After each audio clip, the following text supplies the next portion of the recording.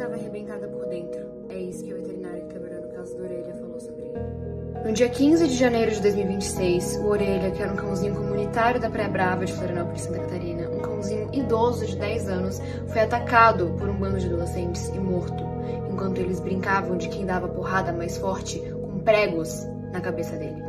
Depois de ser agredido na praia a pauladas por 4 adolescentes de classe alta em Florianópolis. E o nome de cada um deles. Eu não posso colocar a foto deles aqui porque eles são menores de idade, mas eu posso colocar um nome sim e deixar claro que eu nunca mais vou esquecer do rosto de cada um e eu nunca mais vou esquecer do nome de cada um.